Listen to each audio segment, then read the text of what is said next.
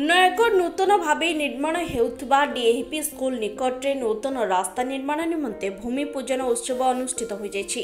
उक्त कार्यक्रम में मुख्य अतिथि भाव नयगढ़ विधायक डॉक्टर अरुण कुमार साहू जोगदे भूमि पूजन करिसेंति।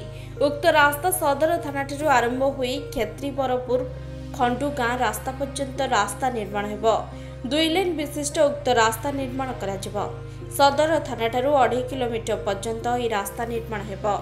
एक कार्यक्रम में पूर्त विभाग अधीक्षण जंत्री संजीव बेहरा, कार्यनिर्वाही जंत्री अभिषेक ओझा, सरकारी जंत्री किशोर चंद्र सतपथी, डीएवी स्कूल अध्यक्ष सरोज कुमार मिश्र, नयगढ़ पोरा उपाध्यक्षा गुरु प्रसाद जेना, काउंसिलर लक्ष्मीधर महापात्र, जानकी वल्लभ जेना और स्वयंप्रभा मिश्र प्रमुख उपस्थित थे।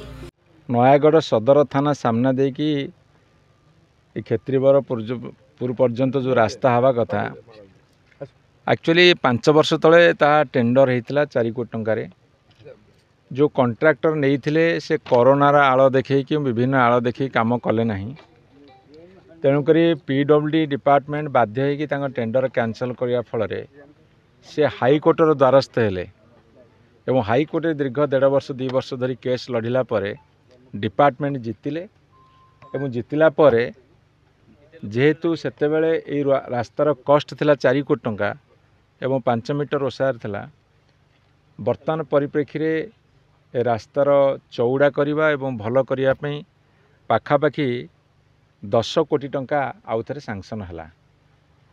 तेणु वर्तमान टेंडर सरी से काम आरंभ हला।